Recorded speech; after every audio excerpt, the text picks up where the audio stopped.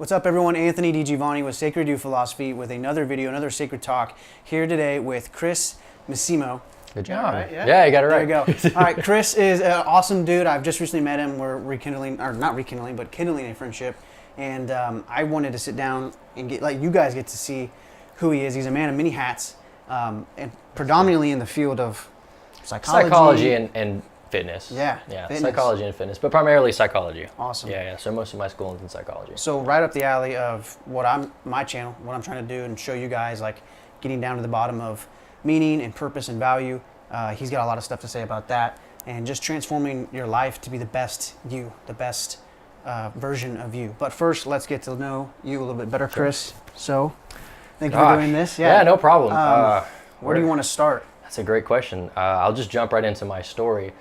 So, long story short, I'm going to give you guys the summarized version, okay? I was in therapy for 10 years between the ages of 5 and 15. I was on medication for 13 years between the ages of 5 and 18, and I was hospitalized 11 times between about age 5 and 11 or 12. Mm-hmm. About 4th grade was my last hospital stay. I had severe anger issues. So I was officially diagnosed with ADHD, bipolar 2, conduct disorder, and oppositional defiant disorder.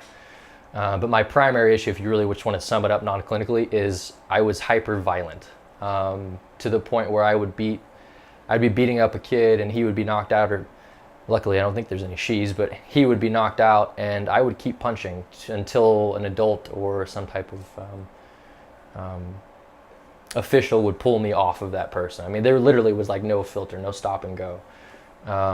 It was so bad that the schools tried to call CPS on my mom and get me removed from the house, not necessarily because she was a bad mother, but because I have the paperwork. It says I was unfit for society. I still have that paperwork at home.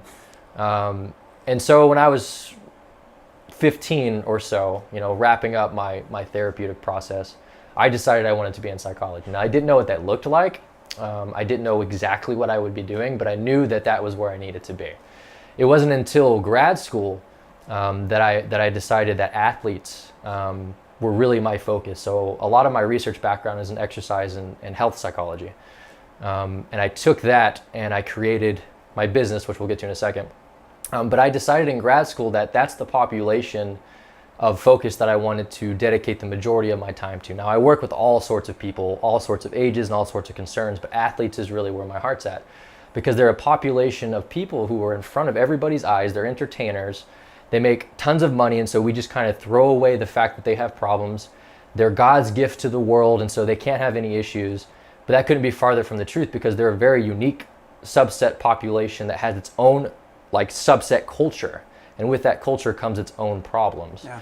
But we neglect them. And the research shows that these, every time you forget the research, just turn on ESPN. Yeah. Look at the header at the bottom of ESPN and you'll see the next sexual assault. You'll see the next drunk driving. You'll see the next whatever. It's just the next problem with the athlete. Yeah. So that's really why I wanted to dedicate my time to that. And then after I founded the business, I also fell in love with gamers as a population of interest, because I found that through looking at both populations, gamers and athletes, they actually had more in common than different. Now I'm talking like esports athletes, streamers, content creators, not just your average daily, I play video games when I go home, but someone who does it in part as a living. Yeah. Those two cultures actually have more than you would think, but that's a whole nother topic. So that's kind of who I am and my story. And now I'm a therapist for the most part. I work in a private practice called Psychological Services of North Texas. It's in Colleyville, Texas. And that's the majority of my time. But outside of that, I have my business, Missimo Motivation, that I created to provide life coaching, strength and conditioning training, no psychological services, so no direct psychotherapy. That's all at the practice. So none of that is provided through my business. But more solution-focused, future-oriented services, direct for athletes and just all people in general. That's what my business does now. That's awesome. Yeah. Well, so piggybacking that, okay. You just mentioned it. You have this practice now where I liked how you coined that. You didn't coin that term, but you used that term, solution-based practice. Mm-hmm. Dude, what did you do with? You said you got deemed unfit for society. What do you do with a label like that? And where were you at mentally, I guess, I kind of want to go deep here, if you can, if you want to take us there. What do you do with a label like that and transform it into a place where you are ready to find how do you find a solution? You know, you have solution-based practice now. Yeah. How did you find a solution then? Well, that's a different. So I think what you're asking is, when I was in such a hole, how did I get myself out of it? So Right. the work that I do, solution focused, you have to think of mental health as a spectrum, right? Okay. I don't know which was better for the camera. We'll go this way. Yeah. If this is normal functioning and this is like hyper functioning, so this is like somebody who's hyper successful, able to work 60 hours a week and still be happy and healthy and maintain relationships. This is like bipolar or schizophrenia or something, right? So I think the question you're asking is, how did I go from here to normal functioning or slightly above? Yeah. A lot of the work I do in my business is normal and above to excel. Okay. Right? Okay, so cool. it's a different process. Now, what I do at the practice is that same process. What I do psychotherapy wise is that process. So does that make sense? My business is more here in this area of the spectrum, while the practice is more in this area of the spectrum. Right. For me personally, though, it wasn't until I remember a very specific moment in my life where it kind of switched, that I needed to care more than I was. I was sitting on my bed. My last hospital stay was in Austin, Texas, and I was there for 3 months. I remember pulling up. My mom told me it was summer camp, because I'm a violent kid. You know, I'm not gonna go to a hospital for the entire summer if I know that's happening. Yeah. So we get there. They take us to the dorms, the barracks, and I'm all excited. I'm like, I'm going to summer camp. This is great. My mom opens the door, being polite. I walk through. She slams it behind me and it locks. And it was one of those doors that had like the submarine windows, the circular ones. And I could see my mom, and she was crying, and she just walked away.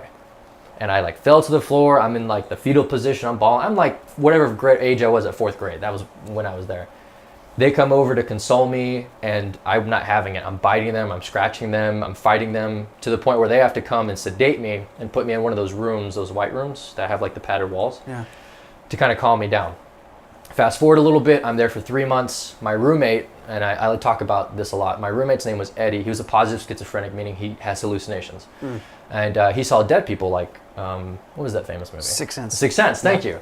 So he saw dead people to the point where the staff would have to come in and sedate him so he would go to sleep. So that was kind of the environment I was in. Fast forward a little bit more. Somewhere around halfway through that 3-month stay, I'm laying on my bed. And my mom, God bless her, she's an angel, would send me a card every week. I had the cards laid out on my bed, and outside my window you could see 3 cell towers with the little red dot that would flash. And I remember looking out that window, and I literally just started bawling. Like, Eddie was asleep, thank God. But, I just started crying, because I'm like, wow. And I'm not that old. I don't have full awareness of what's happening, but I knew this isn't where I belonged, that these people were not me, that I don't belong here. And that's really where things started to shift, and where, once I got out, that my therapy process really started to accelerate. That didn't really answer your question that well, but I think there has to be an aha moment at some point. The problem with that is you don't know when that's going to come. Right. So you have to be in an environment that is conducive for that moment to occur. I think that's really what answers your question. When you're on this side of the spectrum, you have to make sure that your home, work, and like your therapy environment, so someone coming to see me here, are all healthy, so that when that moment is ready to take place, it does so appropriately and it does so effectively. What happens is, though, is if someone comes to me and I have the right situation for them therapeutically, and they go home to a situation that's the exact opposite, then they're not, like, if their aha moment's ready to take place at home, then it doesn't occur. Right. But the more often your environment is stimulating enough for that spark to take place, it doesn't mean you jump like you're going to wake up the next day and be healthy, but it sets you on the path to, okay, no, I can do this. Okay, no, things do need to change. It's about your environment, making sure all the environments are That's awesome. healthy. That was the long way to answer that question. Well, it's like setting your room in order, right?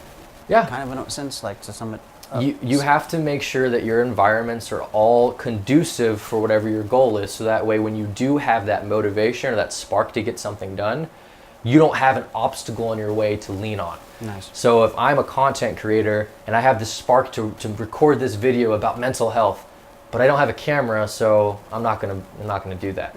Get your setup. The very first thing you should do is make sure the environment is set, so when that spark comes, you push play and then you go. Yeah. Same kind of idea. That's but awesome. Less mental health. Good. Yeah. You mentioned the aggression. All right, that immediately caught my attention. Former athlete yourself. You work with athletes. I guess maybe what are your thoughts what's your work with an athlete? I know a ton of, I mean, not even necessarily athletes, but just teenagers. Now I'm teaching and coaching. They're so angry, and they're angry at the world, they're angry at their parents, whatever. And I get it. Like, I was there. You obviously were there too. But what's something to tell that kid right now, or to tell that athlete that's dealing with that aggression? You know, what's the best way to move forward with that? Someone battling with that. Great question. The first thing you do if you're a person that's important to them or a family member is you don't turn away from the aggression. So I like to say I hate the idea of letting something go. Stop being angry. Let go of what you're angry about. I hate that whole philosophy. I'm about embracing and acceptance. So let's lean into that anger. I'm naturally an angry person. Still to this day, I'm just an aggressive, competitive person. So let's not try to change who this person is. Let's not even try to initially change their view of the world. Let's put them again in an environment that utilizes where they're at right now. Put them in that environment. So that would be, let's get them in the gym. Let's get them on a training program. Let's get them with coach after hours. Let's get them into an environment to take that aggression and use it for something. I think we're so focused on eradicating a problem instead of asking ourselves, is it really a problem? So what I like to say is a problem isn't a problem until it causes a problem. So if I'm angry, is anger inherently bad? I would say no. I would say anger is neither good nor bad inherently. It depends on behaviorally how you act on that anger. So if I have a kid who's angry, I say, dude, I'm angry all the time too. You want to go lift some weights? I didn't ask him to change who he was at all. I just said, hey, you're angry. Let's put that towards that 45-pound dumbbell. Yeah. Okay, great. Let's use this. Now, if it's not enough, if that's not enough, then we can dig into what we need to dig into. But that takes longer, right? Psychotherapy, traditional psychotherapy, not Freudian stuff per se, but going back into their history and digging into some of that stuff, it takes longer. So most people don't have the ability to do that.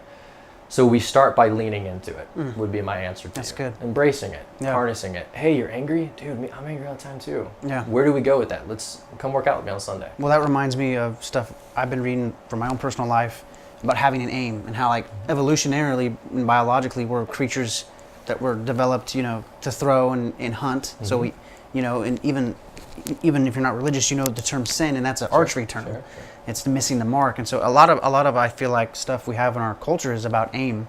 And to me, what you just said is like having a feeling, it's not necessarily even a problem yet, and having something to aim it at. Sure. It sounds like, is that what I'm naturally curious. Let's get you in a library. I'm naturally angry. Let's get you in sports. I'm naturally sad. That one's a little bit tougher. Yeah. I'm naturally sad. What would work for that one? That's actually a good question. Maybe catharsis, I don't know. No, I would say actually naturally sad. I wouldn't use the word depressed. I hate when people use that word. People don't know what clinically depressed actually is. Yeah. That's a whole nother conversation.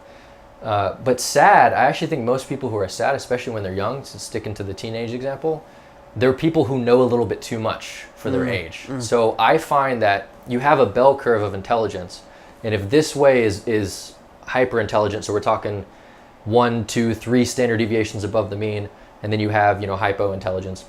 As you become more intelligent, you actually see a spike in certain mental illnesses or issues. And one of them is depression, sadness. So if I have a teenager who is just naturally more intelligent or mature than others his age, or her age, you tend to see an increase in this, wow, this place sucks. Or wow, I know a little bit too much for what I'm able to handle right now. So in that case, I think maybe processing is the right environment. I think actually therapy might be the right environment for them if I were to think of something. Because this is a place for them to accurately and in a healthy way process that information. So then that would be my answer for sadness. But the point is, there's anything you can lean into in the right way.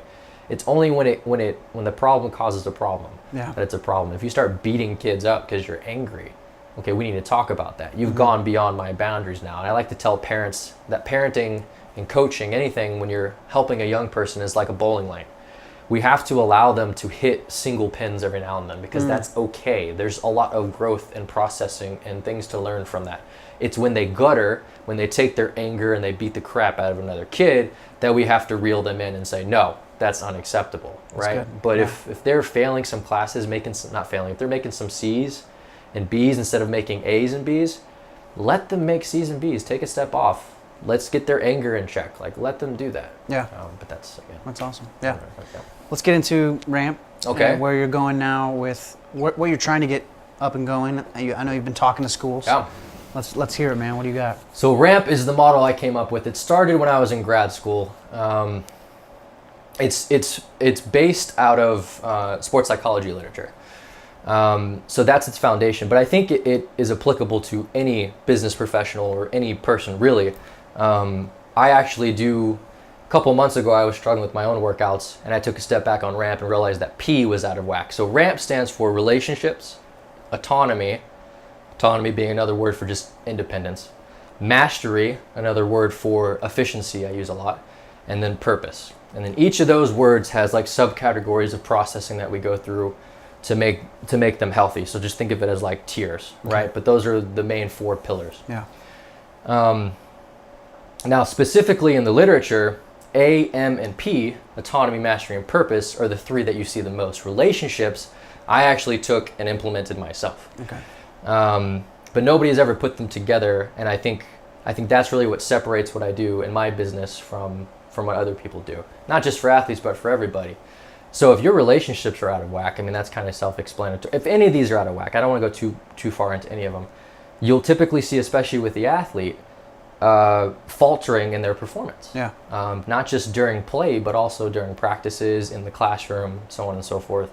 I worked with a young man who is now going to, can I say where he's going? Probably not. He's going Division I. Okay. Okay, he's going to a Division I school.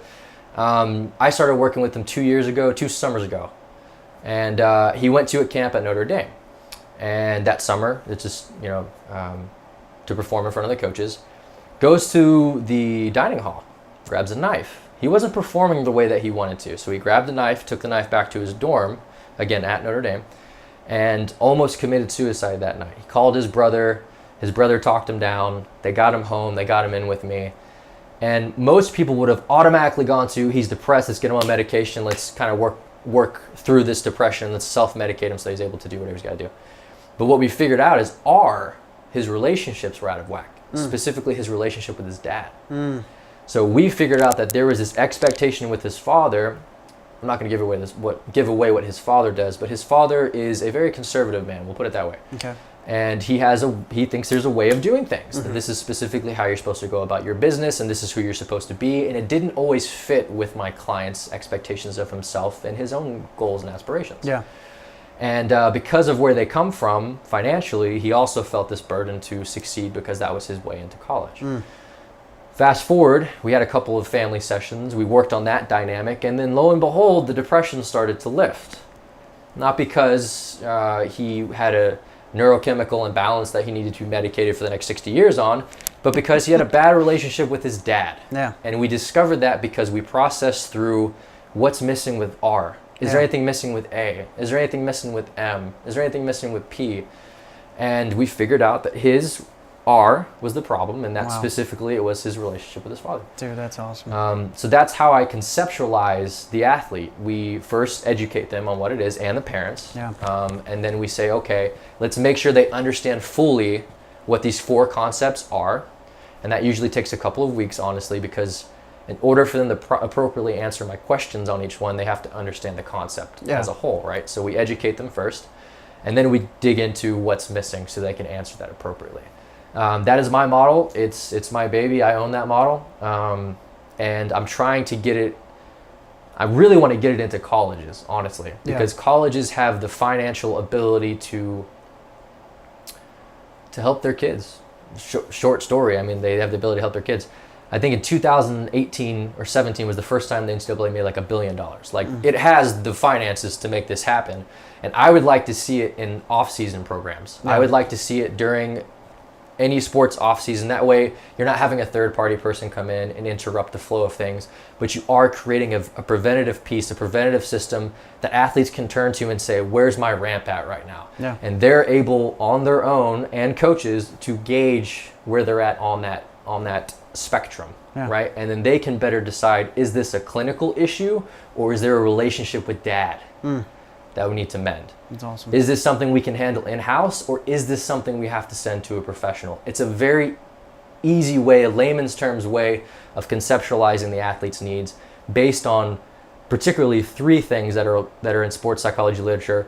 autonomy, mastery, and purpose. And then one thing I threw in there with the relationships, which I don't know how that's not in the literature more. No, that's huge. Yeah. But yeah, that's ramp. That's awesome. That's my baby. That's awesome. Yeah. So the P of ramp is purpose. Yeah. I think that like a ringer went off in my head when you said that. Yeah. That's a lot of the reason why I started this channel, started even doing these videos, was because I was, between the kids I was coaching and teaching, friends I'd have, even people that are older than me in my family, that word seems to be lacking for a lot of people. They don't, even, you know, if you want to go as deep into the void as like atheistic, you know, nihilistic mindsets with the world, they don't even see a purpose for life in general. So I don't know, just hit it home on like if someone is even conscious enough to say, hey, my purpose is out of whack, what are some maybe starting points or things that you look at when you've diagnosed that? Sure. Okay. Most important thing to start with, I think, is why did I use the word? Why does the literature now? Thank God it has switched. Why are we using the word purpose instead of passion? Because there was a span of time in the 2000s, even maybe early 2010s. It's shifted. Thank God. It was all about passion. Find your passion. What's your passion? Find your passion. And that was the wrong way to go about it, because passion is emotion based. So if I go to a movie and I just fall in love with, I don't know, Zac Efron because he's handsome. Yeah. Now I have to see all of Zac Efron's movies because damn, he's just so handsome. I just gotta watch that guy. Yep. Or like for me, I love Adam Sandler because he's a big family man. So I'm like, I gotta see all the Adam Sandler movies. I become passionate. I become emotionally ingrained in line with that particular actor. So now I have to see all their movies. But what happens? Eventually you're like, okay, I'm just not as interested anymore. Right. So if you're just looking for passion, to me, you're looking for the wrong thing. That's purpose. So that's so good. Now, purpose to me is I use a process called value, passion, purpose. So I do think passion is a component of it, but I look at it as a car. So you're a vehicle, and your values, where you find value, and what value you bring to the world, that is like the bones of the car. So like your engine, your wheel, well, not more your engine, you know, your rotators. Steering wheel, just like the bare basics of what makes a car go. Then you have passion, your emotion center. That's the fuel. That's what accelerates it. That's like how many cylinders you have of how your car is going to go. And then you have your purpose. Now that's your destination. Where's your car going? What stops along the way do you need to go to? But you have to start with value. You have to build your car first. So then passion's broken down into value. That's so good. So, and it's really not that complicated. So what value do you bring? So this is when I'll work with the client on like finding their top 5 strengths. So I'll do a strengths finder with them. Or what value do you bring environmentally? So I was in therapy for 10 years. I was medicated for 13 years. I was hospitalized 11 times. My value that I bring is, holy crap, I've been through the ringer. I know all about this. I don't just study this. I lived this for my entire childhood. That's value. Yeah. Right there, all that pain that you experienced, that's value. You have something to give. Now, what value do I get? This is stuff like love languages. So where do I get affirmation? Who do I get that from? Am I more concerned about acts of service? Do I need to put myself in a position of power? Figuring out where you find value is the next step. Now that I know this, how do I accelerate that, right? What's the fuel to make this car go 0 to 60? And that's going to change a lot. Your passion will change. That's the middle piece of this process, will change often. And that's okay. Yeah. It's okay to be passionate about creating videos for mental health, and then the next month about physical health, and the next month about content creation. It's okay so long as it still falls within purpose. Yeah. As long as those destinations of passion along your route end up at the same general city, you're good. So that's what we process through. And then as the more an athlete understands that, the more they process through that and conceptualize that, the easier it is for them to lean on that information. Yeah. So I get this a lot. What do I do when I'm not motivated? Well, first of all, I don't like that word either. I don't like the word motivation. I like the word discipline. Motivation is the passion. Yeah. It's the spark. And that's why my business is called Missimo Motivation, because I want to be the spark, the fuel. But you don't lean on motivation, you lean on discipline. And discipline leans on understanding why you're doing what you're doing, my values and my purpose. Yep. Dang. Yeah. That's good stuff, man. Yeah, it seems so simple when we draw it out, but like a lot of people are really struggling, and I think it's probably because they have it backwards. They have a misconception of the terms, and they're attacking it the wrong way. So That's so good. The car analogy is awesome. Thanks. If I'm leaning, it's like leaning on happiness. There's a lot of things I don't like. Yeah. It's like leaning on the concept of happiness, which to me is synonymous in a lot of ways to passion. It's too emotion based. Yeah. Because I can be happy 3 times in the day at different times, and then sad at like 4 other times of the day, and then mad at 2 times. Like happiness consistently is unachievable. Same with passion. You're not going to feel passion every day you wake up and go to work. You're just not. It just doesn't work that way. But I can be disciplined. I can still go to work. I can be at peace, and that's the word I like better than happiness. I can be at peace with where I'm at. I can be simultaneously angry with somebody and at peace with the fact that that's okay that I feel that way. Yeah. I'm not going to act on that. Yeah. I'm angry. I'm acknowledging I'm angry, but I'm not going to outwardly put that on them in any way. That's awesome. People need to look for things that are more sustainable. Motivation and passion are not as sustainable. Yeah. Happiness, not as sustainable. Purpose, sustainable, right? Peace, sustainable. Discipline, sustainable. These are all sustainable concepts. So the more you understand those concepts. All right, well, Chris, that's awesome. I think that's a lot of helpful stuff. People probably, after watching this, going to want more from you or know where to go, I guess, to get more. And maybe have a call to action. Yeah. Check out www.missimomotivation.com. That's MISSIMO motivation.com. Just think Mississippi plus Mo. I'll put the link in the bio. Yeah, link in the bio. That'll work.